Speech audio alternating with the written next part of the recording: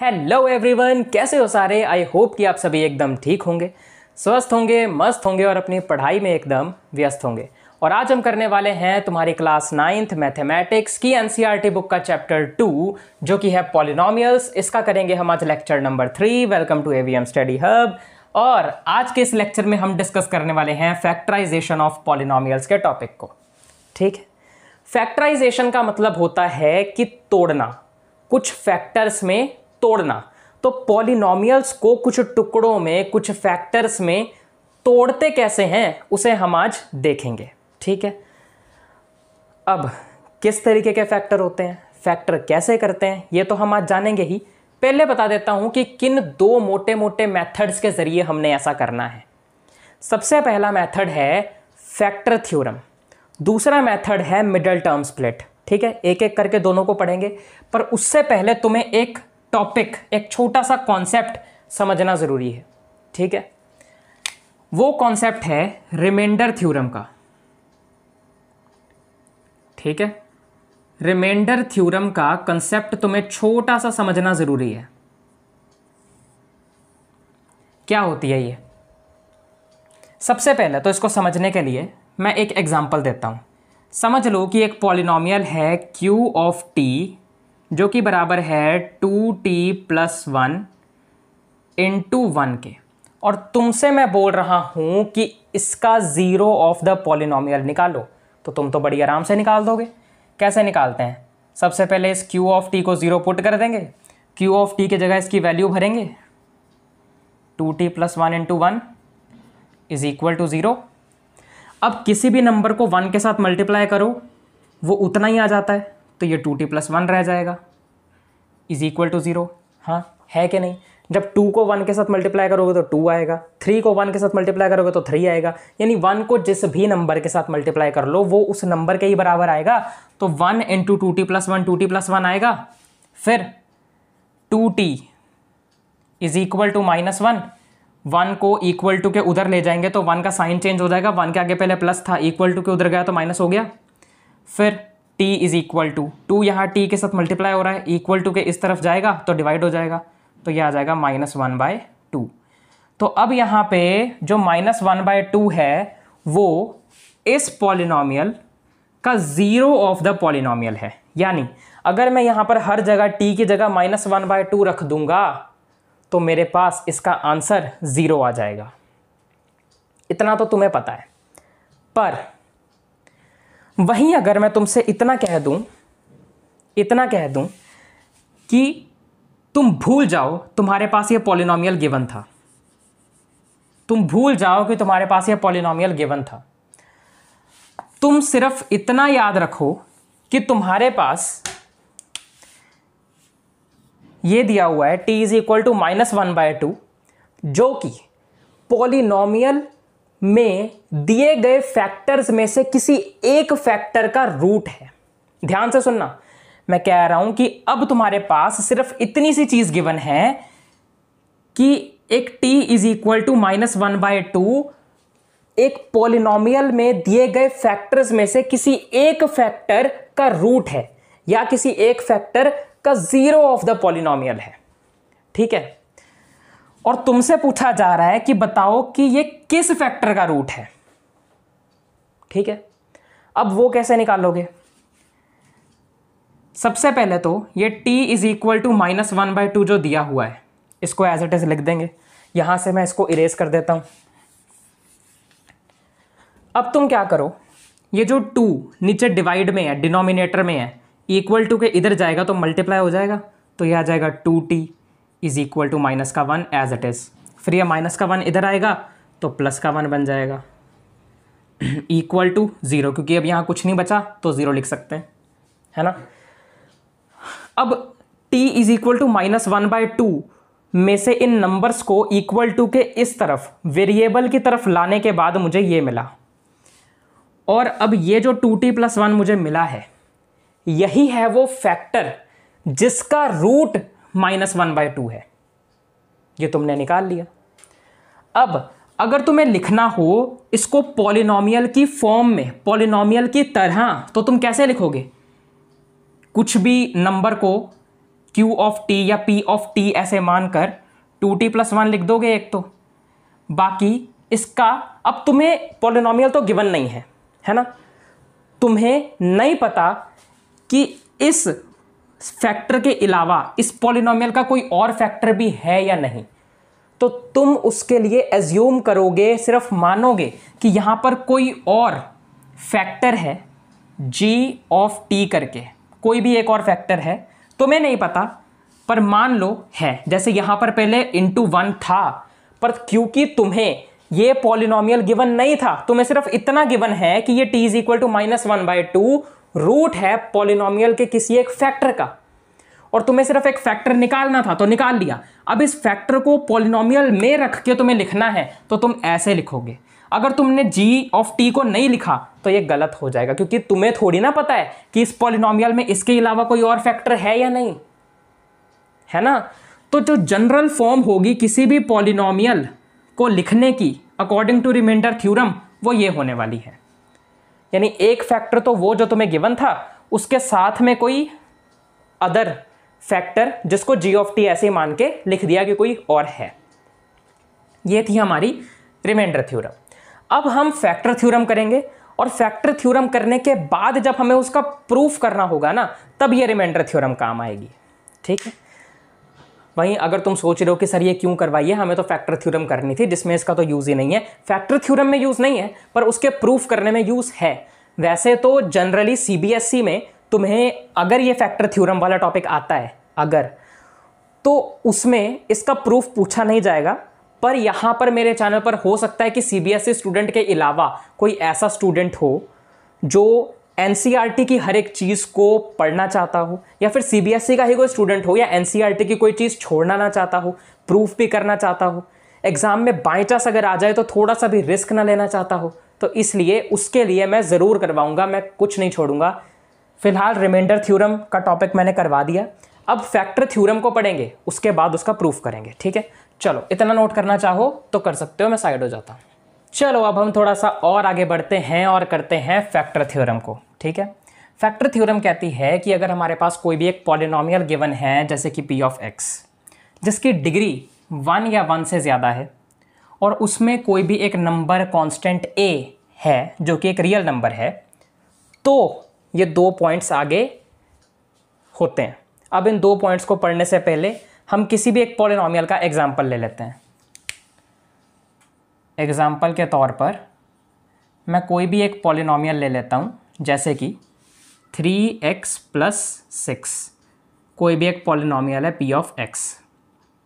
अब इन पॉइंट्स को पढ़ने से पहले मैं तुम्हें एग्जाम्पल के थ्रू इन दोनों पॉइंट्स को पहले ही अपनी भाषा में समझा देता हूँ, फिर हम इन्हें पढ़ेंगे। ठीक है, अगर मैंने डायरेक्ट इन्हें पढ़ दिया ना तो तुम कंफ्यूज हो जाओगे, तो इसलिए पहले एग्जाम्पल के ज़रिए इसे समझते हैं। एग्जाम्पल है, एक पॉलिनोमियल है p ऑफ x, ये वाला, इसमें डिग्री 1 है।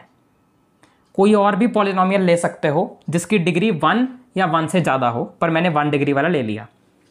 अब इसमें a कोई भी एक कांस्टेंट है, रियल नंबर है। ठीक है, अब मैं कहता हूं कि x + 2, मुझे बताओ कि इस पॉलिनोमियल का एक फैक्टर है या नहीं है। कैसे बताओगे? तुम क्या करोगे कि ये जो मुझे गिवन है इसको सबसे पहले 0 के बराबर रख देंगे, x को एक तरफ रख के 2 को इधर भेज देंगे इक्वल टू के, 2 इधर प्लस है उधर जाके -2 हो जाएगा, यानी x की जगह पे -2 रख दो यहाँ पे हर जगह।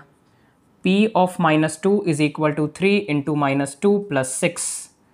p of -2 is equal to 3 2 = 6, ये minus sign as it is, +6 +6 -6 cancel, तो p ऑफ -2 की वैल्यू आ गई 0। अब क्योंकि हमें जो फैक्टर गिवन था उसकी x की वैल्यू पॉलिनोमियल में रखने पर पॉलिनोमियल की वैल्यू 0 आ गई, तो हम कह सकते हैं कि ये x + 2 इस पॉलिनोमियल का फैक्टर है। और वहीं अगर तुमसे कह दिया जाए कि p of x is equal to 3x + k दिया हुआ है और इसका x + 2 कोई भी एक फैक्टर है, तो k की वैल्यू बताओ क्या होगी। ये k कोई भी एक कांस्टेंट है जिसकी वैल्यू तुम्हें नहीं पता, ये पॉलिनोमियल तुम्हें दे दिया और तुम्हें उसका फैक्टर भी दे दिया, तुम्हें ये नहीं बोला कि बताओ x + 2 इसका फैक्टर है कि नहीं, तुम्हें बता दिया कि भाई x + 2 इसका फैक्टर है, अब तू बस k की वैल्यू बता। तुम क्या करोगे, फिर से इसको 0 के बराबर रख दोगे, x = -2 आ जाएगा वैसे ही। फिर -2 को दोबारा से यहां पे रख दोगे, p of -2 = 3 × -2 + k। p of -2 = 3 × 2 = 6, minus तो ये वाला एज इट इज रहा, प्लस के। अब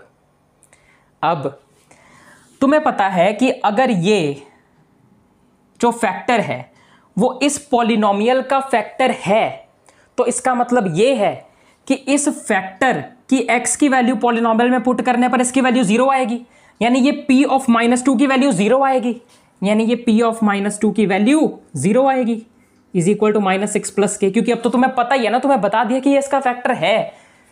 अब k को इस तरफ रहने दो और इस -6 को इक्वल टू के इस तरफ भेज दो, इधर -6 था, उधर जाके +6 हो जाएगा, k की वैल्यू 6 आ गई, निकल गई, है ना। यहां पे देख लो 6 ही थी। तो यहां पे फैक्टर थ्योरम भी यही कहती है कि अगर तुम्हारे पास कोई पॉलिनोमियल है जिसकी डिग्री 1 या 1 से ज़्यादा है, उसमें a कोई भी एक रियल नंबर है, तो x - a अगर तुम्हें कोई भी एक फैक्टर दिया है पॉलिनोमियल के लिए, तो वो उसका फैक्टर होगा अगर p of a की वैल्यू 0 हुई। यानी जैसे कि तुम्हें ये पॉलिनोमियल दिया था और x + 2 दिया था, तो तुमने कहा कि x + 2 इसका फैक्टर है। क्यों? क्योंकि ये जो -2 की वैल्यू है यहां पे रख के 0 आ रही है। आया समझ? x - a एक फैक्टर है, यहां मैंने बोला x + 2 एक फैक्टर है, फिर a के पहले माइनस का साइन था, तो साइन चेंज होकर p of a की वैल्यू 0 आई। जैसे यहां 2 के पहले प्लस का साइन था, तो साइन चेंज होके -2, तो p of -2 की वैल्यू जो है वो 0 आई। वही है पहला पॉइंट। आगे बढ़ते हैं। अब अगला पॉइंट है कि p of a की वैल्यू जो है वो 0 होगी अगर x - a इसका फैक्टर हुआ। यानी अब गिवन है कि x - a इसका फैक्टर है, अगर x - a इसका फैक्टर हुआ तो p of a की वैल्यू 0 होगी। वो हमने यहां पे देख लिया कि अगर ये x + 2 इस पॉलिनोमियल का फैक्टर हुआ तो इस पूरे पॉलिनोमियल पर इसकी वैल्यू पुट करके वैल्यू 0 आएगी, जिससे हमें कोई मिसिंग वैल्यू मिल जाएगी। ये थी हमारी फैक्टर थ्योरम। ठीक है, आया समझ? नहीं आई तो वीडियो पीछे करके फिर से देखो, समझ ज़रूर आएगा भाई। पूरा अपना क्या कहूँ मैं, अच्छे से समझा दिया, अपना पूरा जोर लगा के मैंने। तो बाकी वीडियो पीछे कर लेना नहीं समझ आई तो। अब हम इसका प्रूफ कर लेते हैं। अब फैक्टर थ्योरम को समझने के बाद हम इसे प्रूफ करते हैं रिमाइंडर थ्योरम से। ठीक है, by remainder theorem. Remainder theorem से हम ये कह सकते हैं या लिख सकते हैं कि p of x = x - a into q of x plus कोई भी p of a। अब रिमाइंडर थ्योरम के लिए ये मैंने कैसे लिखा, रिमाइंडर थ्योरम कराई थी ना। पहले तो लिखेंगे पॉलिनोमियल के फॉर्म, जैसे उसमें q of t था, यहाँ p of x है। उसके बाद उसका एक फैक्टर जो कि यहाँ पर x - a है, फिर उसके साथ में मल्टीप्लाई होने वाला कोई भी एक पॉलिनोमियल या उसके साथ वाला एक और फैक्टर जो हमें नहीं पता। हमने वहाँ पर उसको g of x लिख दिया था, g of t लिख दिया था, यहाँ q of x लिख दिया। प्लस में अगर यहाँ पर कोई कांस्टेंट भी हुआ तो उसके लिए मैंने p of a लिख दिया, अगर बाय चांस यहाँ पर कोई भी कांस्टेंट है। अगर नहीं है तो मान लेंगे कि ये 0 के बराबर था, क्योंकि +0 कर देंगे और वो लिखेंगे भी नहीं तो भी कोई दिक्कत नहीं है। ठीक है, मतलब इतना समझ लो कि यहाँ पर अगर कोई कांस्टेंट है तो उसके लिए मैंने ये लिख दिया। ठीक है, तो ये हमारी रिमाइंडर थ्योरम के फॉर्म में हमने एक पॉलिनोमियल का जनरल एक्सप्रेशन लिख दिया। उसके बाद पहला पॉइंट है x - a कोई भी इस एक पॉलिनोमियल px का फैक्टर होगा अगर p of a की वैल्यू 0 हुई। ठीक है, तो हमें ये गिवन है और ये प्रूफ करना है पहले पॉइंट में। तो ये हमें गिवन है कि p of a की वैल्यू 0 है, ये दिया हुआ है क्योंकि इसके पीछे इफ़ है। इफ़ मतलब कि अगर, ये मतलब दिया हुआ है, ये गिवन है, तो p of a की वैल्यू को 0 कर दो। अगर ये मैंने 0 कर दिया तो मेरे पास पॉलिनोमियल बचेगा सिर्फ इतना सा, px = x - a into q of x। इतना बचेगा। तो अब यहाँ पर मैं देख सकता हूँ कि ये पॉलिनॉमियल p ऑफ x के दो फैक्टर निकल के आए, एक x माइनस ए और एक q ऑफ x। और ये x माइनस ए जो है इस पॉलिनॉमियल के फैक्टर्स में से एक फैक्टर है, तो यहाँ पर पहला पॉइंट प्रूफ हो जाता है। ठीक है, वैसे यहाँ पर इसको दो नहीं कह सकते, हो सकता है कि QX के बीच में एक पॉलिनॉमियल हो जिसमें से दो फैक्टर और निकल जाए, कुछ कहा नहीं जा सकता, मतलब इसको दो नहीं कह सकते, पर कह सकते हैं कि PX के कुछ फैक्टर्स में से एक फैक्टर x माइनस ए भी है। ठीक है, प्रूफ करने के लिए उसके बाद इसका सेकंड पार्ट प्रूफ करते हैं। ये क्या उठा लिया मैंने, डस्टर उठाओ ना भाई, क्या कर रहे हो।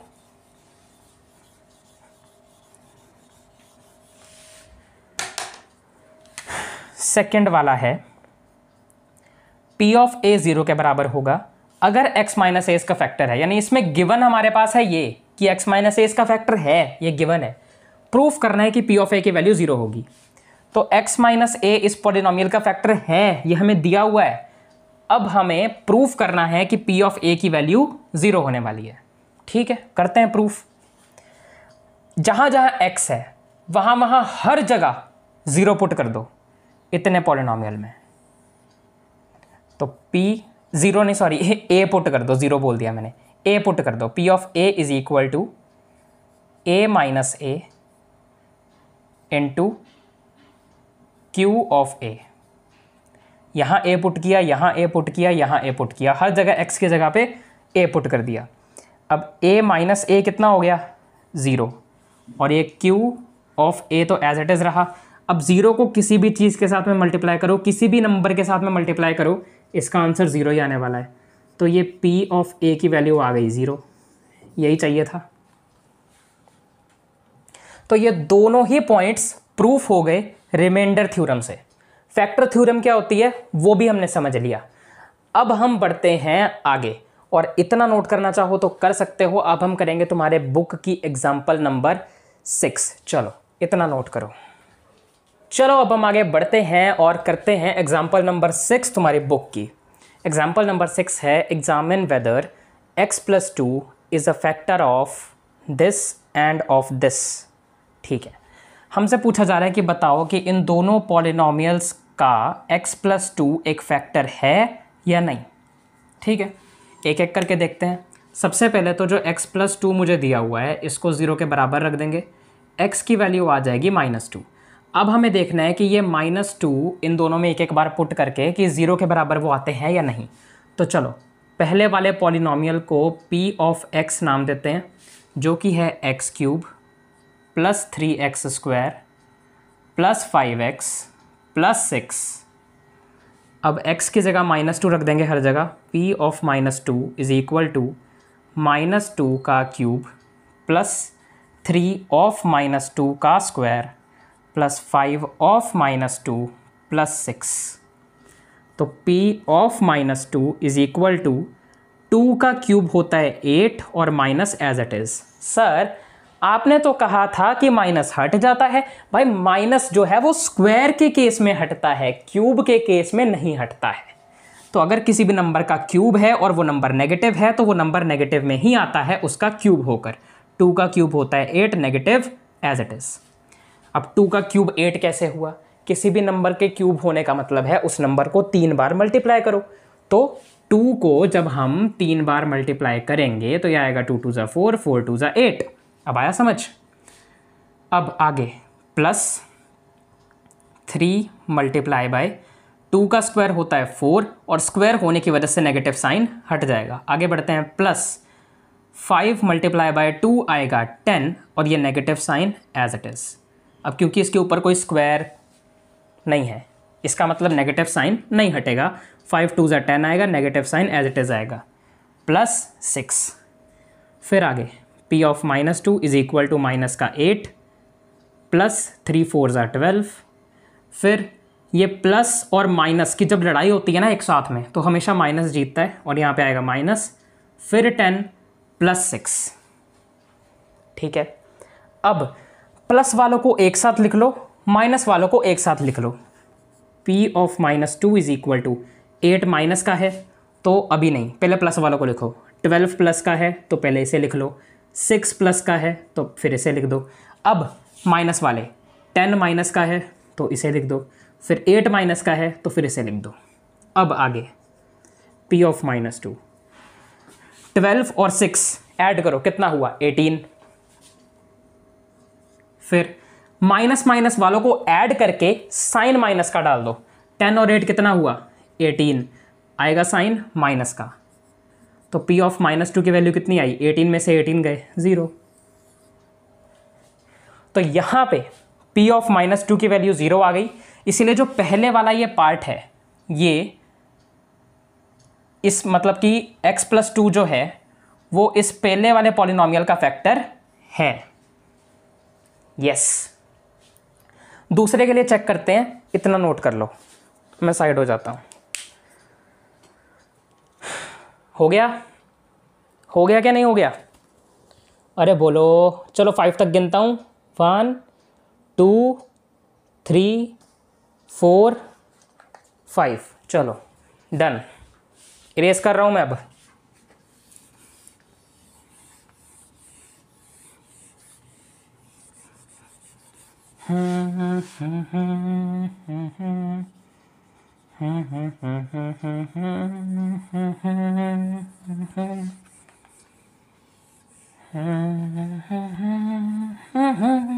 डन।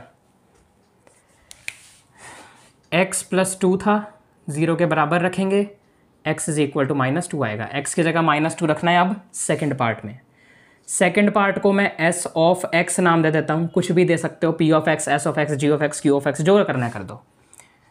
2x + 4, अब x की जगह हर जगह -2 रख दो, s of -2 = 2 into -2 + 4, s of -2 = 2 2 आएगा 4, minus sign as it is, +4 +4 -4 cancel, s into -2 = आ गया, s ऑफ -2 आ गया 0।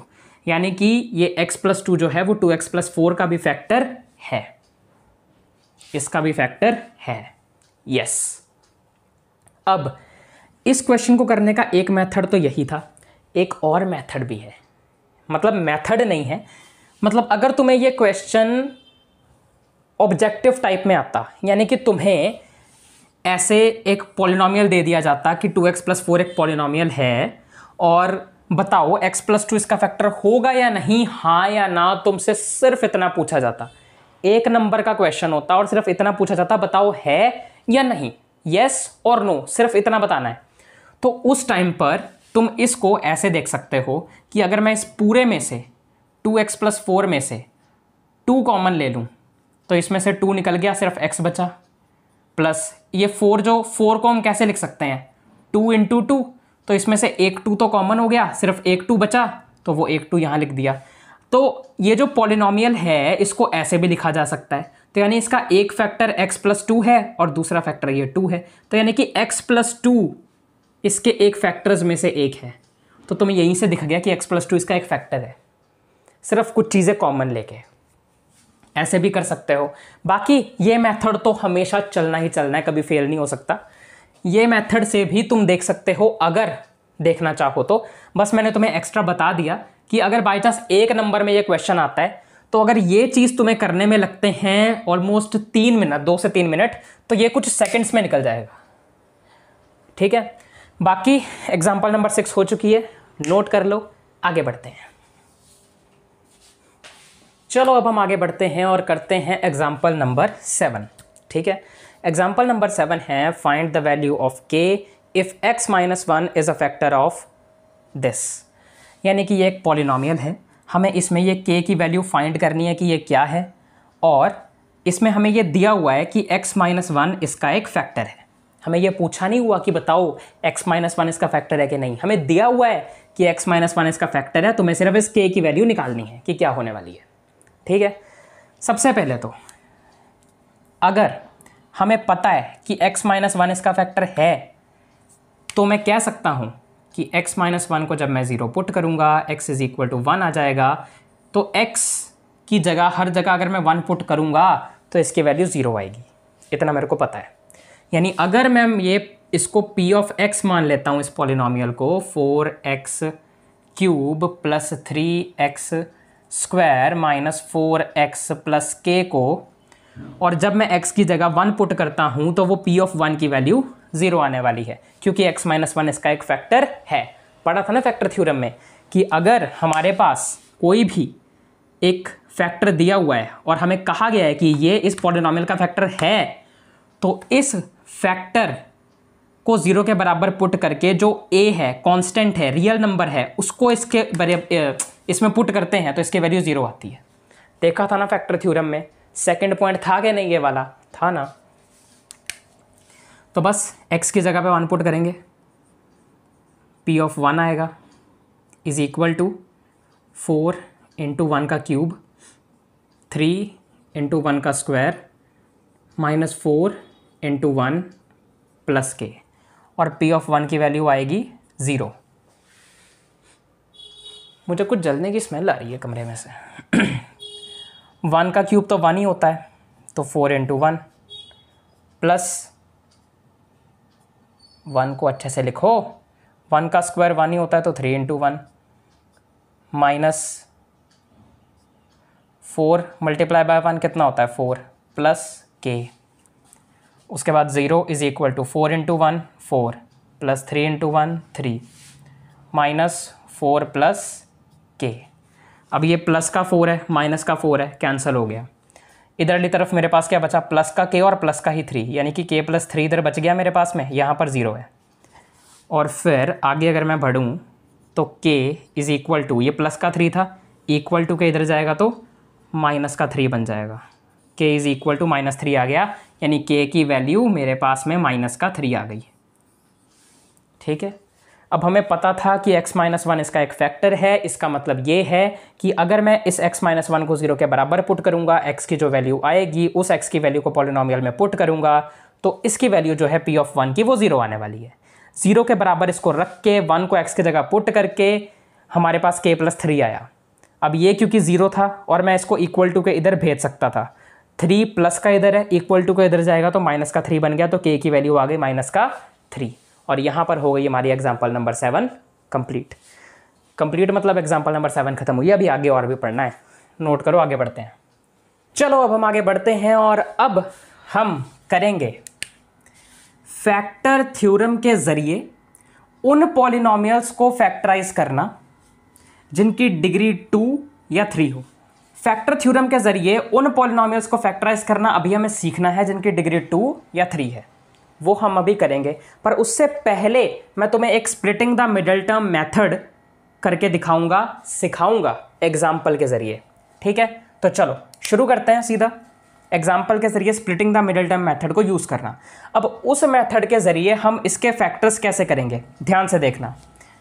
जब भी हमारे पास ऐसी कोई क्वाड्रेटिक इक्वेशन या क्वाड्रेटिक पॉलिनोमियल दिया गया होता है, तो जो एक्स स्क्वायर का कोएफिशिएंट है यानी कि 6 इस क्वेश्चन में, और जो कांस्टेंट होता है जैसे कि इस क्वेश्चन में 5, इन दोनों को सबसे पहले हम कर देते हैं मल्टीप्लाई। ठीक है, इनको मल्टीप्लाई करके 5 और 6 को मल्टीप्लाई करके आएगा 30, 5 6 होता है 30, लिख देंगे, साइड में रफ वर्क करके लिख देना। और जो बीच वाला नंबर है x का कोएफिशिएंट, उसको भी यहाँ पर लिख देंगे अलग से 17। अब हमें कोई दो ऐसे नंबर ढूंढने हैं जिनको मल्टीप्लाई करके 30 आए प्लस या माइनस करके 17 आए। ठीक है, कोई भी दो ऐसे नंबर। अब वो कैसे ढूंढेंगे, जिन दो नंबर्स को मल्टीप्लाई करके 30 आया है 5 और 6, मतलब जब भी ये दो नंबर्स को मल्टीप्लाई करके जो भी नंबर आया है, जैसे कि यहाँ पे 30 आया है, इसका एलसीएम निकालो। ठीक है, इसका एलसीएम निकालते हैं 30 का। एलसीएम कैसे निकालेंगे, शुरुआत करेंगे 2 से, 2 15 30 होता है। ठीक है, उसके बाद 3 के टेबल में आता है 5 पे, 3 5 15 होता है। ठीक है, फिर 5 1 5 होता है। ठीक है, तो यहाँ पर अब एलसीएम हमने निकाल लिया जो कि आया 2 × 3 × 5 से। अब हमें इन तीन नंबर्स से पेयर्स बना के देखने हैं कि ऐसा कौन सा नंबर हमारे पास आता है जिसको मल्टीप्लाई करने पे 30 आए प्लस या माइनस करने पे 17 आए। सबसे पहले 2 3 आता है 6, इसमें से 6 को बाहर निकालो और ये 5 को बाहर निकाल लो। 6 और 5 को अगर मैं मल्टीप्लाई करता हूँ तो 30 तो आएगा, पर इसको अगर मैं प्लस करूँगा तो 11 आ जाएगा। माइनस करूंगा तो 1 आ जाएगा, तो मतलब 17 तो नहीं आ रहा, तो ये नंबर नहीं हो सकता। कोई और पेयर देखते हैं। मैं 5 और 3 को मल्टीप्लाई करूंगा तो आएगा 15, और ये 2 अलग से आ जाएगा। अब अगर मैं 15 और 2 को मल्टीप्लाई करूंगा तो 30 आएगा, और 15 और 2 को प्लस करूंगा, ऐड करूंगा तो 17 भी आएगा। तो हमें वो दो नंबर मिल गए, यानी वो है 2 मल्टीप्लाई बाय 15, और 17 आएगा 2 प्लस करके 15 के साथ। ठीक है। अब हम, जैसा कि इस मेथड का नाम है splitting the middle term, middle term को तोड़ना है। ये जो बीच वाली टर्म है, यानी पहली टर्म एज इट इज रहेगी, दूसरी टर्म जो कि 17 थी उसकी जगह पे 2 + 15 लिख दूंगा मैं, 2 + 15, और साथ में ये x के साथ में जो 17 था बस उसको 2 + 15 करके लिखा है, और कोई चेंज नहीं किया, +5। आगे 6x² एज इट इज आ जाएगा, प्लस इस 2 को पहले x के साथ करेंगे मल्टीप्लाई तो आ जाएगा 2x, फिर इस 15 को x के साथ मल्टीप्लाई करेंगे, ये प्लस का साइन आएगा ये वाला, फिर 15 को x के साथ मल्टीप्लाई करेंगे 15x प्लस ये वाला 5। अब इन दोनों टर्म्स में से मैं क्या कॉमन ले सकता हूँ? एक तो 2 कॉमन हो जाएगा और एक x कॉमन हो जाएगा। अब यहाँ से 2 कॉमन हुआ है, यानी 6 को मैं क्या लिख सकता हूँ? 6 को मैं लिख सकता हूँ 2 × 3, क्योंकि 2 3 = 6 होता है। अब इसमें से 2 निकल गया, वो मैंने कॉमन ले लिया, तो सिर्फ 3 बचा, तो 6 में से सिर्फ 3 बचा। यहाँ पर x² था जिसमें से एक x तो कॉमन हो गया, सिर्फ एक x बचा है, तो वो एक x यहाँ पे आ जाएगा।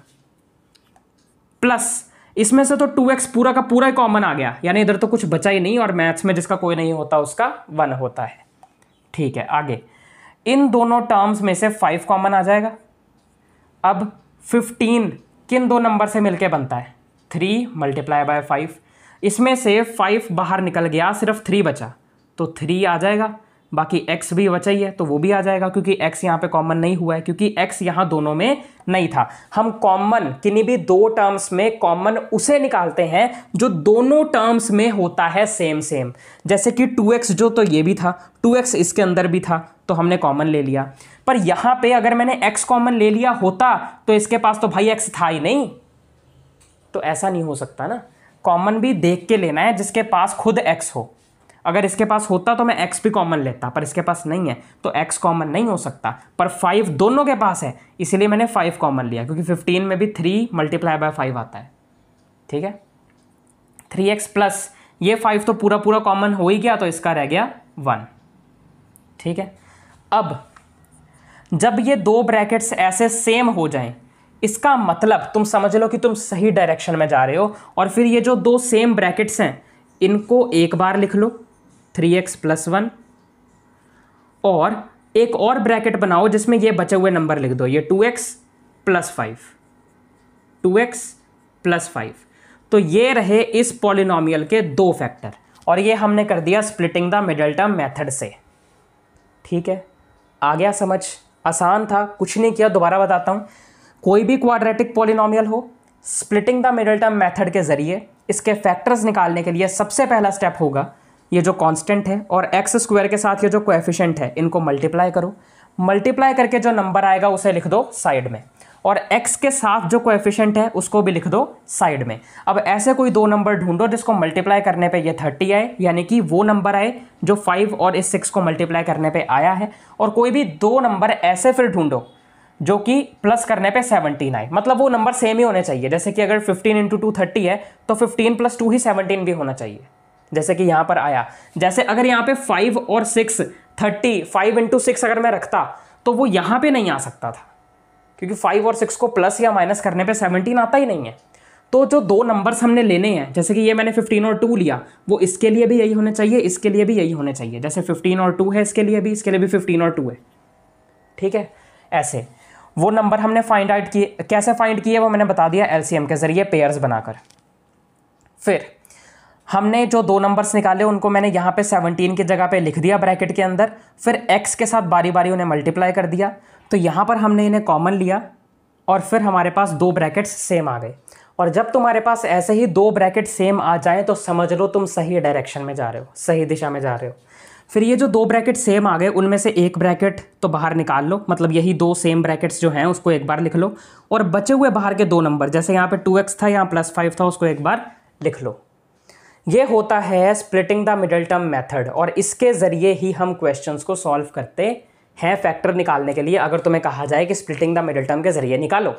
ठीक है, अब मैं ज़रा साइड हो जाता हूं और तुम इसे नोट करो। अभी मैं इसको इरेज करूंगा इधर वाले पार्ट को, ठीक है, और फिर मैं तुम्हें फैक्टर थ्योरम के द्वारा किसी भी क्वाड्रेटिक पॉलिनोमियल के फैक्टर करने का मेथड बताने वाला हूं। ठीक है, नोट करो, मैं 5 तक गिन लेता हूं, वीडियो को पॉज कर लो।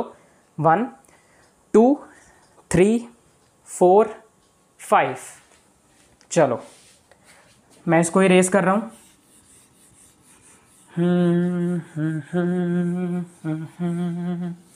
डन। अब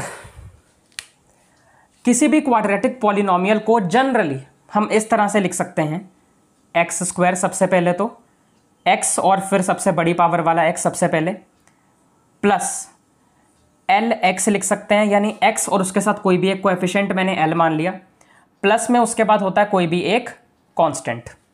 ठीक है, ऐसे हम किसी भी क्वाड्रेटिक पॉलिनोमियल को इन जनरल लिख सकते हैं। l या m तुम कोई भी नंबर मान सकते हो। तो हम करते क्या हैं, हम करते हैं कि इस lx को यानी बीच वाले टर्म को हम किन्हीं भी दो नंबर्स में तोड़ देते हैं, किसी भी a या b में, जिनको प्लस करने पर ये l आता है और मल्टीप्लाई करने पर a और b को ये m वाला टर्म आता है ना। a और b को मल्टीप्लाई करने पर ये m वाला टर्म आता है। ऐसे तोड़ देते हैं हम इसको। जैसे कि यहाँ पे यार हमने ये जो 15 और 2 लिया, उनको मल्टीप्लाई करने पे यही आया ना जो 6 और 5 को मल्टीप्लाई करने पे आया था। यहाँ पे सर आपने m क्यों बोला, क्योंकि x² का कोएफिशिएंट यहाँ पे 1 है और 1 को m से मल्टीप्लाई करोगे तो m ही आएगा ना यार। 1 इंटू m कितना आएगा, m आएगा, क्योंकि तुम्हें पता है कि 1 को किसी भी नंबर से मल्टीप्लाई करो वो उस नंबर के ही बराबर आएगा। जैसे 1 को 2 से मल्टीप्लाई करो 2 आएगा, 1 को 3 से मल्टीप्लाई करो 3 आएगा, वैसे 1 को m से मल्टीप्लाई करो m आएगा। ठीक है, तो यहाँ पर इसको और x² के कोएफिशिएंट को यानी कांस्टेंट को और x² के कोएफिशिएंट को जो कि 1 है मल्टीप्लाई करने पे ये m ही आ रहा है। तो ये जो a और b हमें ऐसे लेने होंगे जिनको मल्टीप्लाई करके m आता हो, प्लस या माइनस करने पे l आता हो। तो a प्लस b और उसके साथ में था x प्लस में m, उसके बाद x² plus a plus b into x। इस बार ऐसे थोड़ी लिखना था सर, मल्टीप्लाई करना था सर, क्या कर रहे हो सर। अरे सॉरी यार, ax plus bx plus m ऐसे आना था ना। और फिर ऐसे ही कोई भी जो क्वाड्रेटिक पॉलिनोमियल होगा फर्दर इसको सॉल्व करते रहना है, करते रहना है, करते रहना है, और आगे जाके हमारे पास ऐसे ही x plus a x plus b करके दो कोई भी फैक्टर आ जाने वाले हैं। जैसे यहाँ पे ये दो फैक्टर आए थे। अरे यार ये फिर खुल गई। ठीक है, तो ये सर आपने ये क्या कर दिया सर, ये फैक्टर थ्योरम था क्या, ये तो मिडिल टर्म स्प्लिट ही था। फैक्टर थ्योरम कहाँ था, ये फैक्टर थ्योरम है, ये फैक्टर थ्योरम है, ये मिडिल टर्म स्प्लिट है। तो सर फर्क क्या है इसमें, मुझे पता है तुझे ना ये फर्क दिखा नहीं होगा, पर मैंने इसीलिए तेरे को ये इन जनरल लेके समझाया और इसको एग्जाम्पल के साथ, क्योंकि इन जनरल मैंने इसे इसलिए लेके बताया क्योंकि इसके दो जो नंबर्स हैं जो जिनको मल्टीप्लाई करने पे ये m आएगा, इसको मल्टीप्लाई करने पर मतलब इस कांस्टेंट को x² के कोएफिशिएंट को मल्टीप्लाई करने पर जो नंबर आएगा, और वो नंबर लाने के लिए जो दो नंबर हमें लाने हैं जिनको मल्टीप्लाई करके ये m आएगा, उतना करने के बाद इसके जो फैक्टर्स आएंगे ना ये एरर ट्रायल मेथड वगैरह से आने वाले हैं। ठीक है, मतलब इसमें ना हमें कई बार नंबर्स को रख के देखना पड़ेगा, उठा के देखना पड़ेगा। मुझे पता है तुम्हें कुछ समझ नहीं आ रहा है, तुम्हारे कुछ पल्ले नहीं पड़ रहा है, पर इतनी बात समझो कि फैक्टर थ्योरम के जरिए किसी भी पॉलिनोमियल जो कि डिग्री 2 या 3 का है उसके फैक्टर कैसे करने हैं, उसका मेथड ये था। ये स्प्लिटिंग द मिडिल टर्म जैसा तुम्हें लग रहा होगा पर है नहीं, अलग है। मैं तुम्हें अभी एग्जाम्पल 8 है तुम्हारी बुक में, उसके जरिए इसको सॉल्व करके दिखाऊंगा, तब तुम्हें खुद समझ आ जाएगा उसे सॉल्व करते करते कि हाँ इस जैसा है वो फैक्टर थ्योरम और स्प्लिटिंग द मिडिल टर्म ये है, अलग है। ठीक है, तो स्प्लिटिंग द मिडिल टर्म समझ आ गया, फैक्टर थ्योरम का इन जनरल समझ आ गया कि मैंने क्या किया है। आ गया समझ? Very good. तो चलो इतना नोट करो।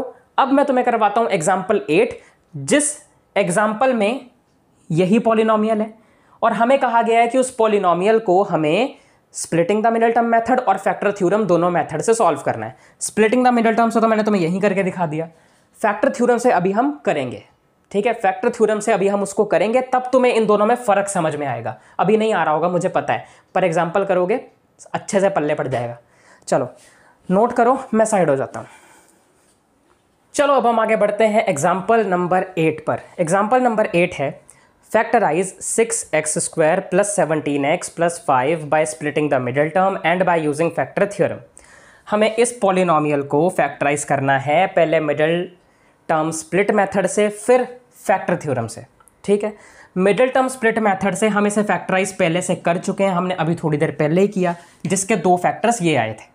अब हम फैक्टर थ्योरम से करेंगे। ठीक है, अब तुम्हें समझ आएगा मिडिल टर्म स्प्लिट और फैक्टर थ्योरम का डिफरेंस कि कैसे अलग अलग है वो। सबसे पहले तो फैक्टर थ्योरम के जरिए किसी भी क्वाड्रेटिक पॉलिनोमियल को फैक्टराइज करने के लिए उसका जो x² है उसका कोएफिशिएंट 1 होना चाहिए, पर यहाँ 6 है, तो यहाँ पर पहले मैं 6 कॉमन ले लूँगा पूरे पॉलिनोमियल में से। ठीक है, कॉमन ले लेते हैं।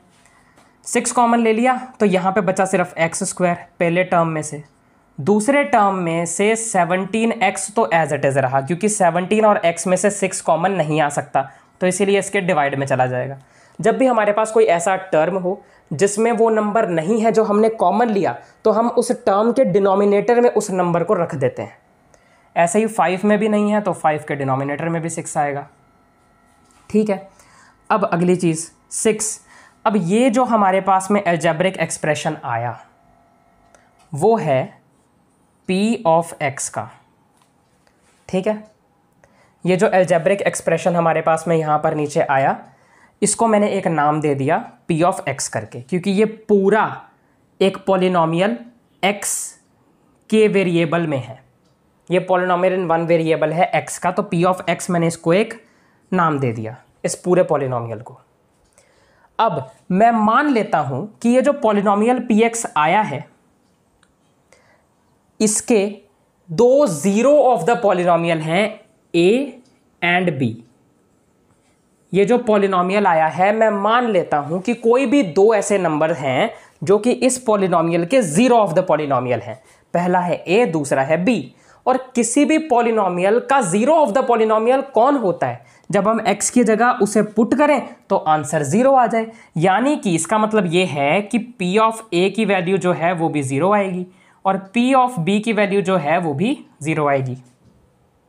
ठीक है, और ऐसा करने का मतलब है कि यहाँ पर x इक्वल टू a भी है और x इक्वल टू b भी है, यानी x को हम a भी रख सकते हैं और b भी रख सकते हैं, क्योंकि अगर हम x की जगह पे हर जगह a रखेंगे तो भी आंसर 0 आएगा, b रखेंगे तो भी आंसर 0 आएगा। अब कई बोलेंगे सर ये तो 0 नहीं आ रहा है a और b रख के। तो मैंने कब बोला कि यहाँ a और b रखो? मैंने बोला मानो एज्यूम करो, सिर्फ सोचो कोई भी ऐसे 2 नंबर हैं, मुझे नहीं पता कौन से या ना तुम्हें पता कौन से, जिनको मान लो कि वो a और b हैं, और वो 2 नंबर जो हैं वो इस पॉलिनोमियल के जीरो ऑफ द पॉलिनोमियल्स हैं। और तुम्हें मैंने बताया था कि एक क्वाड्रेटिक पॉलिनोमियल के 2 जीरो ऑफ द पॉलिनोमियल्स होते हैं या 2 रूट होते हैं, जो भी तुम कहना चाहो। तो इसीलिए इसका एक है a और दूसरा है b, मान लो। तो अगर ये इस तरह से है और अगर मुझे रूट दिया हुआ है, मैंने तुम्हें बताया था ना, इसी लेक्चर की स्टार्टिंग में बताया था कि अगर हमारे पास कोई भी रूट दिया हुआ है एक पॉलिनोमियल का, तो उस रूट से उस पॉलिनोमियल का वो वाला फैक्टर कैसे निकालेंगे? अगर हमें दिया हुआ है कि हमारे पास कोई भी एक रूट है किसी भी पॉलिनोमियल के किसी एक फैक्टर का, तो उस रूट से हम वो फैक्टर कैसे निकालेंगे? ये जो x is equal to a है, इस a को वेरिएबल की तरफ ले आओ। a के आगे कुछ नहीं है मतलब प्लस का साइन है, b के आगे कुछ नहीं है मतलब प्लस का साइन है, इक्वल टू के इस तरफ आएगा तो माइनस हो जाएगा, तो x minus a is equal to 0 आएगा। यहाँ पे b इधर आएगा तो x minus b is equal to 0 आएगा। यानी ये 2 जो हैं x माइनस a और x माइनस b, ये इस p ऑफ x के 2 फैक्टर्स हो गए। ठीक है, तो x माइनस ए और x माइनस बी इस p ऑफ x के दो फैक्टर्स हो गए। अब समझ आ रहा है डिफरेंस। मिडिल टर्म स्प्लिट में हमने क्या करना था, 17x को तोड़ना था कि नहीं भैया, ऐसे दो नंबर में जिनको मल्टीप्लाई करके ये और ये आता हो, यानी कि इन दोनों को मल्टीप्लाई करके जो नंबर आता हो वो आता हो, और प्लस या माइनस करने पे ये वाला 17 वाला नंबर आता हो। पर यहाँ तो ऐसा कुछ करना ही नहीं है। यहाँ हमें सबसे पहले तो एक्स स्क्वायर का कोएफिशिएंट 1 करना है, उसके बाद जो पॉलिनोमियल आएगा उसके zero of the polynomial assume करने हैं, मानने हैं, और उसके फैक्टर्स लिखने हैं। इतना कर लिया। अब ये जो फैक्टर्स आए हैं इसमें ये जो a है और b है, अब हमें इसकी वैल्यू निकालनी पड़ेगी।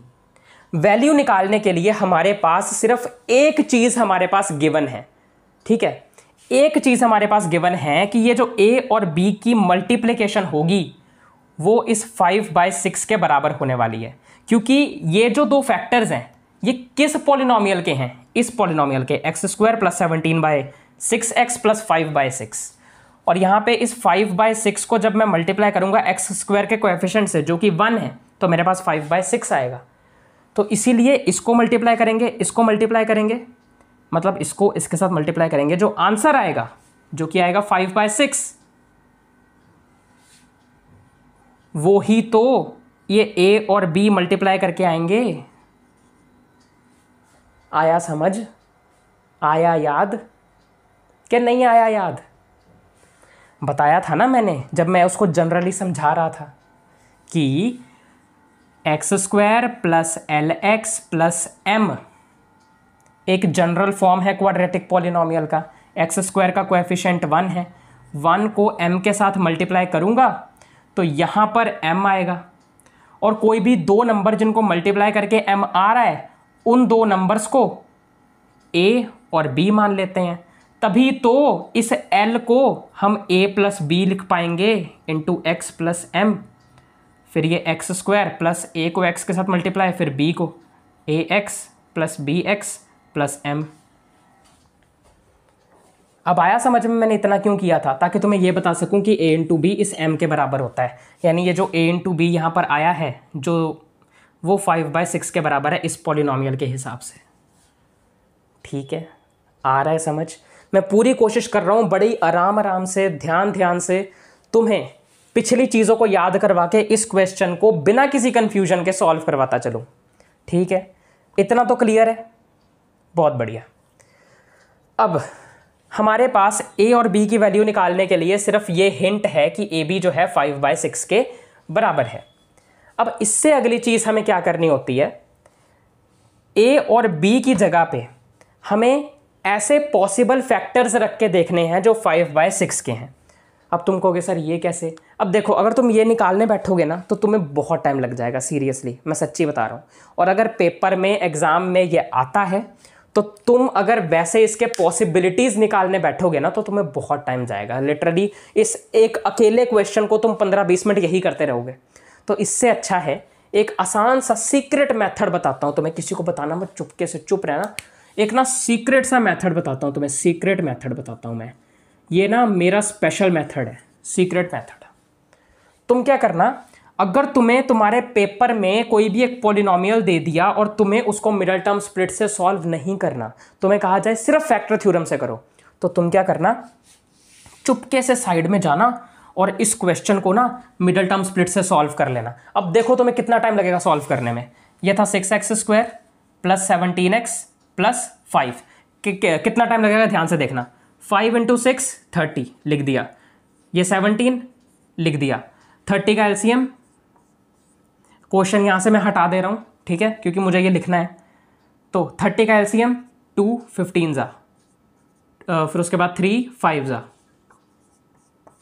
फिर ये 5 जा, 5 3 जा 15 बाहर, यहाँ से 2 बाहर, 15 × 2 30 होता है, 15 + 2 17 होता है। तो 6x² + 2x + 15x + 5।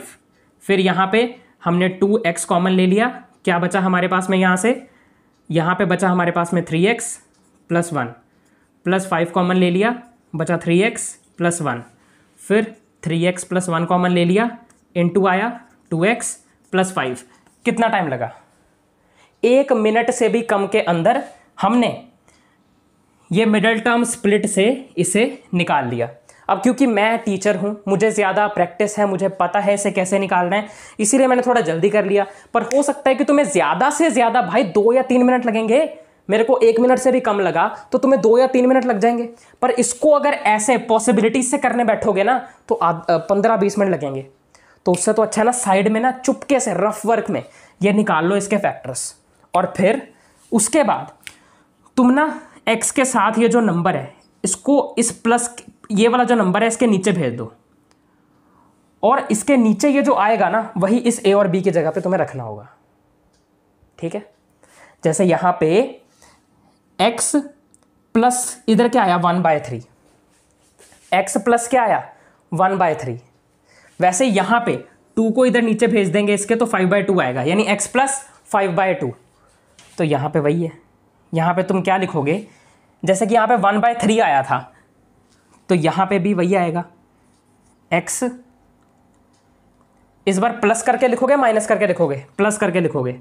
सर यहां तो माइनस था, यहां माइनस क्यों था बता रहा हूं, क्योंकि यहां पर ना दरअसल x की जगह पे ना तुम जब माइनस का 1/3 लिखोगे ना तब तुम्हारा ये px 0 आएगा। यहां रख के देख लेना माइनस का 1/3 x की जगह पे, इतना तो कर लोगे, कर लेंगे सर, ठीक है। उसके बाद b में वहाँ पे 5/2 था प्लस का, और जब तुम माइनस का 5/2 रखोगे ना तब जाके तुम्हारे पास ये 0 आएगा। ठीक है, तो इसका मतलब अगर तुम माइनस का रख के करते हो तो जब ये इधर आएंगे इस तरफ आएंगे तो प्लस हो जाएंगे, x प्लस 1/3 इधर आएगा x प्लस 5/2, तो ये आया 6 into x plus 1/3 into x plus 5/2। अब आया, अब पता चला इधर माइनस क्यों लगा था, क्योंकि क्वेश्चन में जनरली ऐसा हमेशा लिखा होता है -a -b करके, पर एक्चुअल में जो आंसर आता है ना ज़रूरी नहीं वो इसी टर्म में हो। तुम ये चीज़ ना भी लिखकर इतने सी चीज़ लिखने के बाद सीधा इसे लिख देते हो तो गलत नहीं होगा, कोई गलत नहीं कर सकता इसको। ठीक है, इतना हो गया। अब x प्लस 1/3 और x प्लस 5/2 आ गया। आगे 6 इंटू एलसीएम ले लेंगे, यहाँ पे कुछ नहीं है तो 1, 3 और 1 का एलसीएम आ जाएगा 3, 1 3 ज़ा 3 और ऊपर आ जाएगा 3x प्लस 3 1 ज़ा 3 और 1 1 ज़ा 1 इंटू नीचे कुछ नहीं है तो 1, 2 एलसीएम आ जाएगा 1 2 ज़ा 2, 2 इंटू एक्स 2x प्लस 2 1 ज़ा 2, 1 5 ज़ा 5। ठीक है, अब यहाँ पे 3 2 ज़ा 6 आएगा, इस 6 से कैंसिल हो जाएगा, क्या बचा 3x प्लस 1 और 2x प्लस 5, यही आ गया। खुश हो गया, हो गया भाई, हो गया। मैं साथ साथ में समझा रहा था इसीलिए मुझे थोड़ा सा ज़्यादा टाइम लगा है, वरना लगता नहीं है इतना। ठीक है, बाकी जब तुम खुद सॉल्व करने बैठोगे ना 10 मिनट में सॉल्व कर लोगे ज़्यादा से ज़्यादा, वैसे तो कम से कम 5-6 मिनट में हो जाना चाहिए। अब मैं तुम्हें शुरू से शॉर्ट में बताता हूँ कि हमने किया क्या। फैक्टर थ्योरम के हिसाब से इस सम को सॉल्व करने के लिए सबसे पहले तो हमें जो पॉलिनोमियल गिवन है उसमें x² का कोएफिशिएंट बनाया 1। उसके लिए यहाँ पर जब 1 नहीं था तो उस नंबर को मैंने कॉमन ले लिया पूरे पॉलिनोमियल से। फिर हमारे पास एक नया पॉलिनोमियल बन गया जिसको px नाम दे दिया।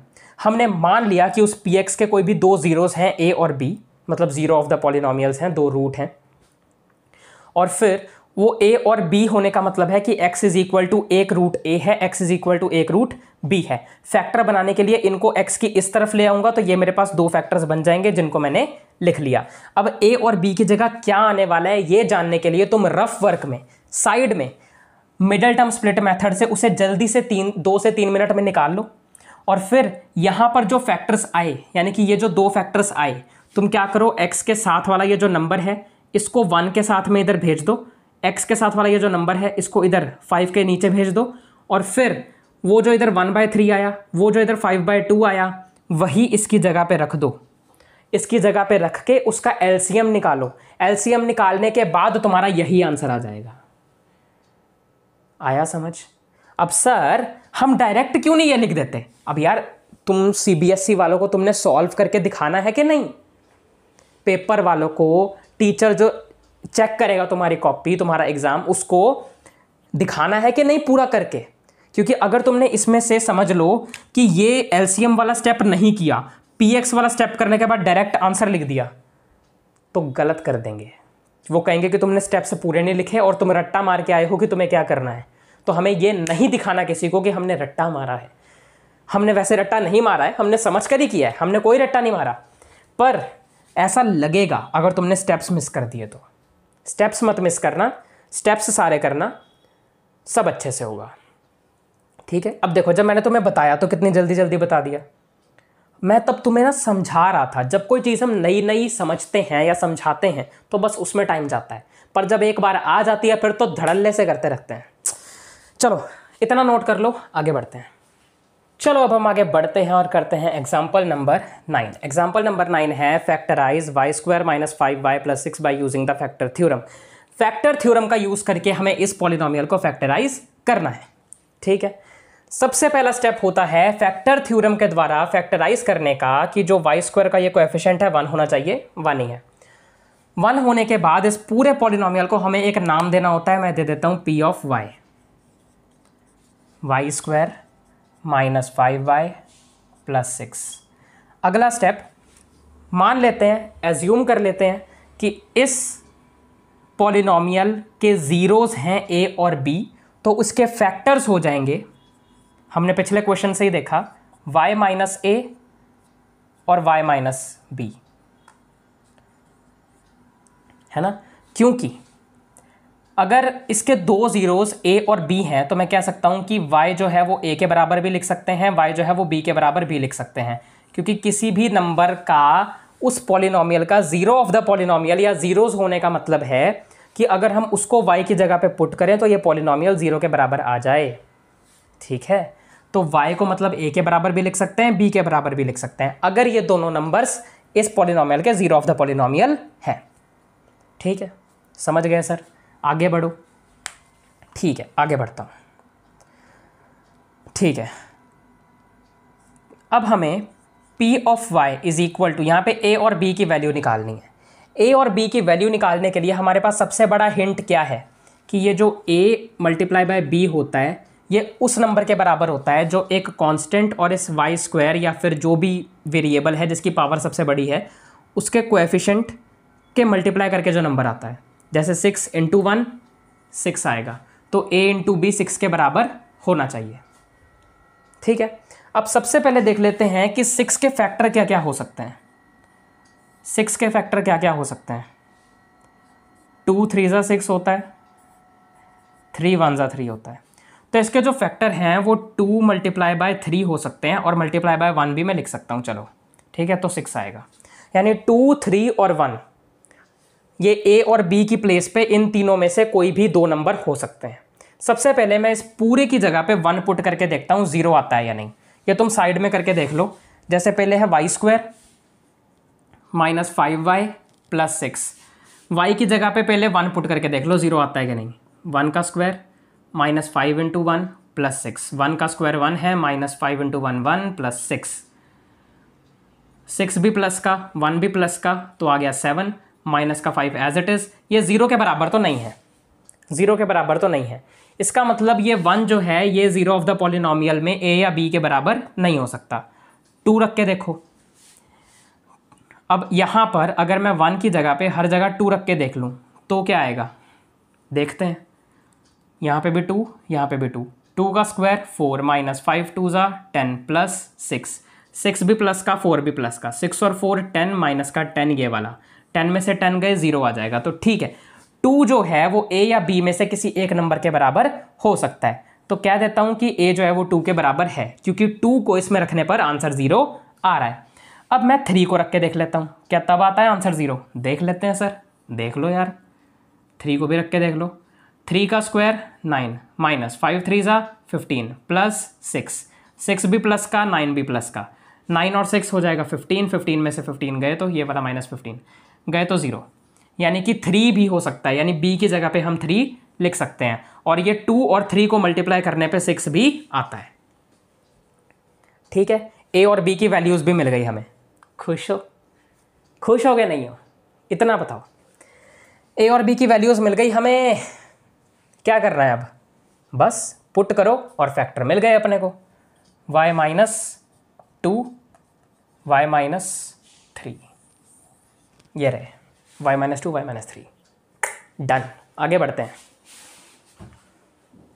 नोट कर लो। चलो अब हम आगे बढ़ते हैं और करते हैं एग्जाम्पल नंबर 10। एग्जाम्पल नंबर 10 है factorise x cube minus 23 x square plus 142 x minus 120। इसको फैक्टराइज करो, और ये एक क्यूबिक पॉलिनोमियल है, और इस बार इन्होंने इस पॉलिनोमियल को फैक्टराइज करने के लिए हमें फ्री छोड़ दिया है। हम कैसे भी कर सकते हैं, मिडिल टर्म स्प्लिट से भी कर सकते हैं, फैक्टर थ्योरम से भी कर सकते हैं, ठीक है। अब सबसे पहले मैं क्या करूँगा, जब हमारे पास क्यूबिक पॉलिनोमियल दिया होता है ना, तो हमें कम से कम एक फैक्टर तो एरर एंड ट्रायल मेथड से निकालना पड़ता है, यानी कि एक एक करके रख के देखना पड़ता है कि कौन सा x की जगह पे रखें कि 0 आ जाए, पी एक्स की वैल्यू, अगर मैं इसको पी ऑफ एक्स के बराबर मान लूँ। तो सबसे पहले तो x की जगह पे कोई ऐसा नंबर ढूंढना पड़ेगा कि रख कर 0 आ जाए। क्या होगा वो नंबर, कैसे निकालेंगे? ये एक्स क्यूब का कोएफिशिएंट जो है 1, और ये लास्ट जो कांस्टेंट है 120, इसको मल्टीप्लाई करेंगे 120 इंटू 1 कितना आएगा 120। 120 का एलसीएम करेंगे तो उसके बाद हमारे पास कुछ नंबर्स आएंगे। करते हैं एलसीएम, एक सेकेंड, यहाँ पर कुछ पड़ा है जो अड़ रहा है बहुत ज़्यादा, रुको।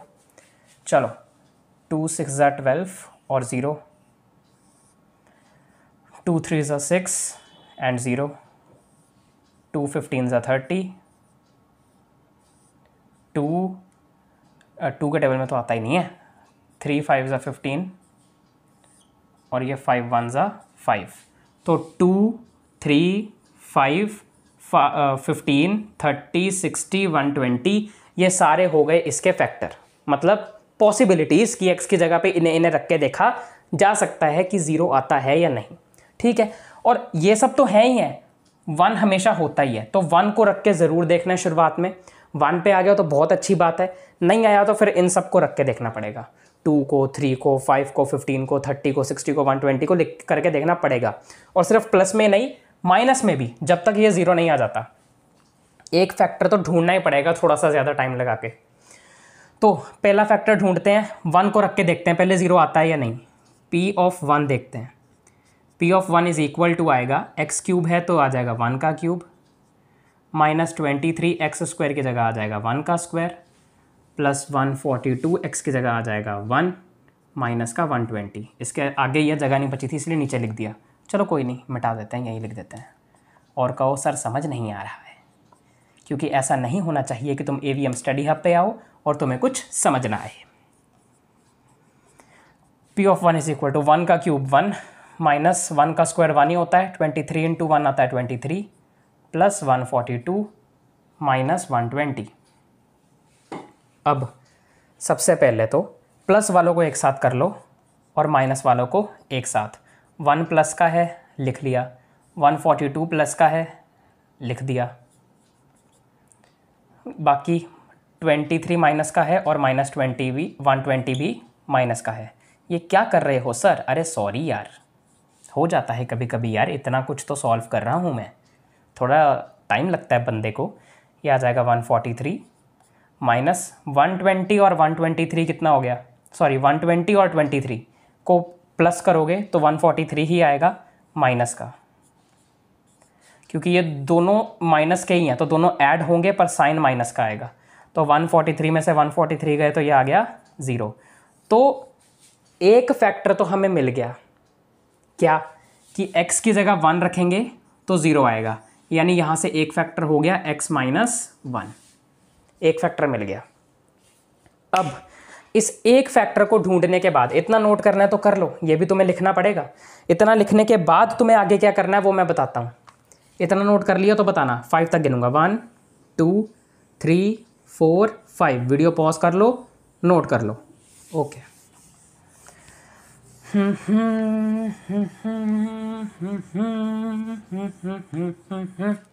ठीक है। अब हमें इस पॉलिनोमियल को कुछ इस तरीके से बनाना पड़ेगा कि उसमें x माइनस वन तीन तीन बार कॉमन आ जाए। तीन तीन बार क्यों? क्योंकि ये क्यूबिक पॉलिनोमियल है। अगर ये क्वाड्रेटिक होता यानी कि हाईएस्ट पावर 2 होती तो उस टाइम पर मिडिल टर्म स्प्लिट जब हम करते थे तो तुम्हें याद होगा कि 2 ब्रैकेट सेम आ जाते थे, जब हमें पता चलता था हम सही दिशा में चल रहे हैं। यहाँ 3 ब्रैकेट सेम ले आने के लिए कुछ करना पड़ेगा। तो यहाँ पर p of x is equal to, इस x क्यूब को मैं एज इट इज़ रख देता हूँ, इस 23x² को मैं माइनस x² माइनस 23x² में ऐसे 22x² में ऐसे तोड़ देता हूँ। देखो माइनस 22x² और माइनस 1x² माइनस 23x² ही बनेगा, क्योंकि मैंने कहा था कि ये भी माइनस का ये भी माइनस का, 2 सेम नंबर जो होते हैं माइनस के वो आपस में ऐड हो जाते हैं, बस उसमें साइन नेगेटिव का होता है। तो 23x² माइनस वाले को हम माइनस x² माइनस 22x² लिख सकते हैं। उसके बाद 142x को मैं ऐसे लिख सकता हूँ 22x प्लस 120x, और ये वाला माइनस का 120 तो एज इट इज़ यहाँ पे रहेगा ही। ठीक है, प्लस 120x माइनस 120 सही से करके लिख देता हूँ, और तुम कहीं कंफ्यूज हो जाओ कि सर समझ नहीं आ रहा है। यार समझ तो आना चाहिए यार, इतनी मेहनत हो रही है तो समझ तो आना चाहिए। माइनस का 120, ठीक है।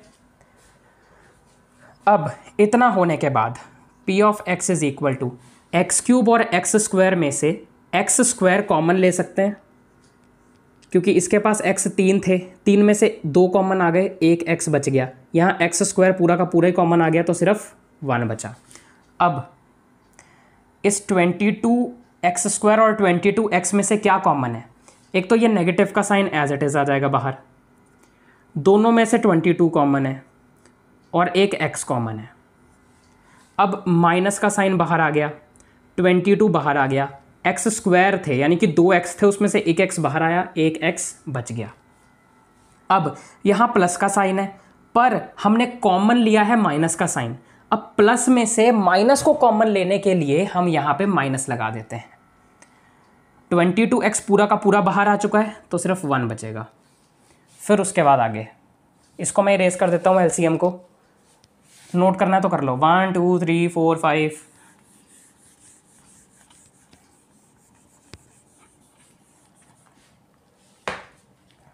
ठीक है, x माइनस 1 कहाँ से? यहाँ से कॉमन आया और यहाँ से ये कॉमन आया था। अब इन दोनों में से क्या कॉमन है? प्लस का ये वाला साइन, 120 दोनों में कॉमन है, x कॉमन नहीं है क्योंकि इसके पास x नहीं है। फिर उसके बाद यहाँ से 120 कॉमन है, सिर्फ x बचा, माइनस 120 कॉमन है, यहाँ पे 1 बचा। अब यहाँ पे 3 बार x माइनस 1 कॉमन आ गया। देखा, सबसे पहले हमने देखा कि इसका कोई भी एक फैक्टर कौन सा हो सकता है, यानी कोई भी ऐसा एक नंबर जिसको x की जगह पे रखने पर 0 आए, वो 1 था। तो 1 जब x इज इक्वल टू 1 आया तो हमने उसका फैक्टर x माइनस 1 बना लिया। अब x माइनस 1 3 बार आए, हमें इस तरीके से इसको बनाना था, वो भी हो गया। अब अगला स्टेप है कि x माइनस 1 जो 3 बार लिखे हुए हैं इनको एक बार लिखो और बाहर वाले नंबर्स को इकट्ठा कर दो। पहले x² माइनस 22x प्लस 120, ये भी हो गया। तो ये एक फैक्टर हो गया। अब तुम्हें पता है कि ये एक क्यूबिक पॉलिनोमियल है तो इसके 3 फैक्टर्स होंगे। क्वाड्रेटिक के 2 होते हैं, लीनियर के 1 होता है, लीनियर का 1 होता है, क्यूबिक के 3 होते हैं, एक ये रहा, बाकी के बचे हुए 2 यहाँ से निकलेंगे क्योंकि ये एक क्वाड्रेटिक बन गया है ना। अब क्या करता हूँ मैं कि इसको इक्वेशन नंबर 1 मान के छोड़ देता हूँ। इस पे हम बाद में दोबारा आएंगे। इक्वेशन नंबर 1 मान के छोड़ने का मतलब है कि हमने इतना इसको सॉल्व कर लिया है। अब हम इसी इक्वेशन पर वापस आएंगे, यानी यहीं से इस क्वेश्चन को दोबारा से शुरू करेंगे, पर उससे पहले कुछ चीज़ें करनी है। ठीक है, जब हमें दोबारा से इस इक्वेशन मतलब इसी स्टेप से दोबारा शुरू करना होगा इस क्वेश्चन को, तो हम लिखेंगे फ्रॉम इक्वेशन नंबर 1। ठीक है, फिलहाल मैं क्या करूँगा, इसको यहाँ तक सॉल्व करके मैंने छोड़ दिया, इक्वेशन नंबर 1 मान लिया। अब मैं क्या करूँगा कि सिर्फ इस x square minus 22x plus 120 को सॉल्व करूँगा अलग से, x square minus 22x plus 120, ठीक है। बाकी हाँ, तुम ना यूट्यूब पर इस एग्जाम्पल को करने के ना बहुत आसान आसान तरीके भी देखोगे, पर उन आसान तरीकों पर मैं सच कहूँ तो भरोसा मत करना।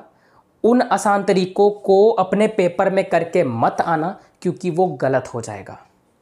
तुम्हारे एग्ज़ाम में तुम्हें ये स्टेप्स करने के मार्क्स मिलते हैं, बीच में से एक भी स्टेप तुमने छोड़ दिया, मिस कर दिया, या तुमने सोचा कि सिर्फ ये वाला पॉलिनोमियल लिखने के बाद सीधा इसके फैक्टर ही लिख देता हूँ, या सीधा ये वाला स्टेप लिख देता हूँ फिर इसके फैक्टर कर दूंगा, तो गलत हो जाएगा, तुम्हारे मार्क्स कट जाएंगे। अगर ये 5 नंबर का क्वेश्चन होगा तो वो स्टेप्स ना करने के तुम्हें सिर्फ 2 या 3 मार्क्स मिलेंगे। सोचो, 3 मार्क्स तुम्हारे कट हो रहे हैं सिर्फ 2 या 3 स्टेप्स मिस करने की वजह से, और वो करने में टाइम ही कितना लगना था, ज़्यादा से ज़्यादा सिर्फ 5 मिनट। 5 मिनट ना लगाने के चक्कर में तुम अपने 3 मार्क्स गंवा रहे हो, और पेपर में एक एक नंबर इंपॉर्टेंट होता है, ठीक है। X square minus 22x plus 120 ये वाला पॉलिनोमियल है, ये इसको अलग से सॉल्व करेंगे। 120 एक्स स्क्वायर का कोएफिशिएंट 1 मल्टीप्लाई करो कितना आएगा, 120 आएगा। अब ऐसे कौन से 2 नंबर हैं जिनको मल्टीप्लाई करने पे तो 120 आए, प्लस करने पे 22 आए? ऐसे नंबर हैं 12 × 10। तुम एलसीएम करके पेयर्स बनाकर लिख सकते हो, मैंने थोड़ा सा डायरेक्ट कर दिया, और ये तुम्हें भी पता है यार कि 12 × 10 क्या होता है, 120 होता है। ईजी है ये तो।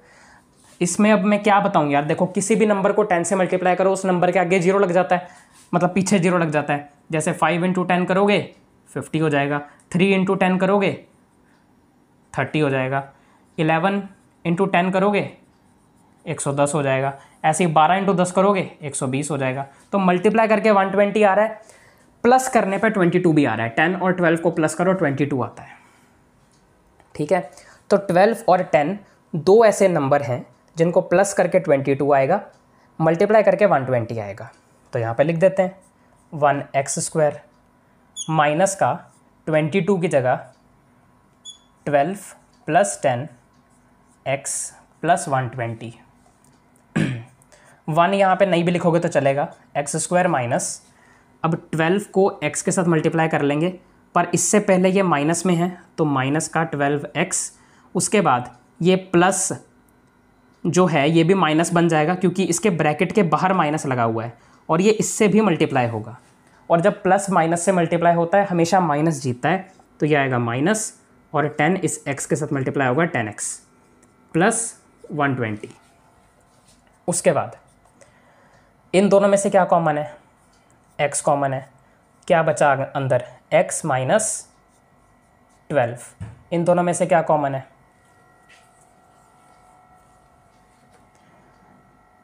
माइनस का 10 कॉमन है, तो ये बच गया मेरे पास में x - 12, क्योंकि 120 किससे बना है, 12 और 10 से।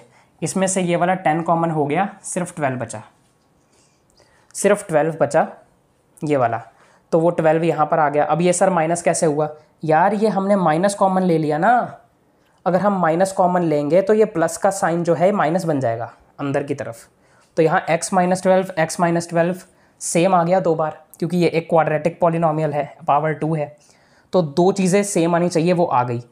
अब इसके जो फैक्टर्स हैं वो आएंगे x - 12 और ये वाला x और ये माइनस का 10, ठीक है। x - 12 x - 10 इसके बचे हुए ये वाले 2 फैक्टर आ गए। अब मैं इसके ऊपर वाला पार्ट रब कर रहा हूँ, नोट कर लो, 5 तक गिनूंगा, 1 2 3 4 5।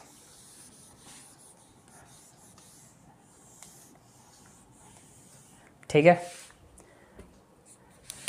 तो अब मैं यहाँ पे लिखता हूँ फ्रॉम इक्वेशन नंबर 1। अब मुझे इस इक्वेशन नंबर 1 का यूज़ करना है। इक्वेशन नंबर 1 हमने छोड़ी थी p ऑफ x = x - 1 पे। उसके बाद ये जो पॉलिनोमियल है यही वाला, इसके हमने 2 फैक्टर निकाल लिए, x - 12 और x - 10। तो ये रहे इस क्यूबिक पॉलिनोमियल के 3 फैक्टर्स, x-1, x-12, x-10। ये 110 नहीं है, 10 है, x-10। ये 1 है, मुझे पता है थोड़ा सा मरा हुआ लग रहा है, पर यार मैं बहुत थक गया हूँ, लाइक सीरियसली इतना ज़्यादा आज इतने बड़े बड़े टॉपिक्स थे इस फैक्टराइजेशन के लिए, और अब ये डन हो गए। नोट कर लो, मैं साइड हो जाता हूँ, फिर तुम्हारे सामने आऊँगा। ज़रा पानी भी पी लेता हूँ मैं, गला सच्ची बहुत दुख रहा है आज।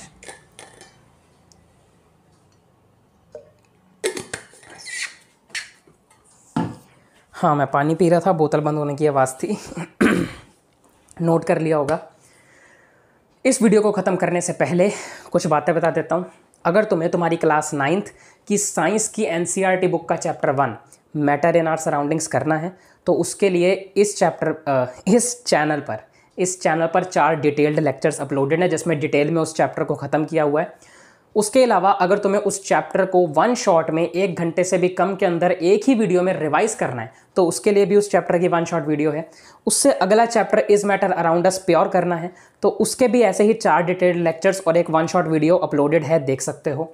अगर तुम्हें तुम्हारी क्लास 9th मैथमेटिक्स की NCERT बुक का चैप्टर 1 नंबर सिस्टम करना है, तो वो भी इसी चैनल पर अपलोडेड है, ठीक है। उसकी सारी एक्सरसाइजेस करवा रखी हैं, और एक्सरसाइज में यूज़ होने वाले क्वेश्चंस के पीछे छुपा हुआ सारा कॉन्सेप्ट उसके लेक्चर्स में करवा रखा है।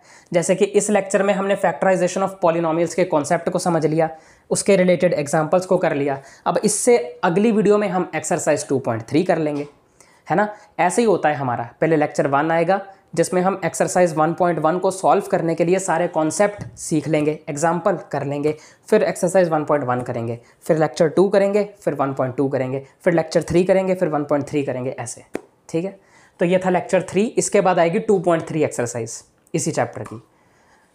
अगर वीडियो अच्छी लगी हो, लाइक कर देना, शेयर कर देना, कमेंट कर देना, अच्छा सा फीडबैक दे देना, कोई भी हो तो सब्सक्राइब कर देना, नोटिफिकेशन बेल को ऑन कर देना। मिलता हूँ तुम लोगों से अगली वीडियो में, तब तक के लिए बाय बाय, पढ़ लो।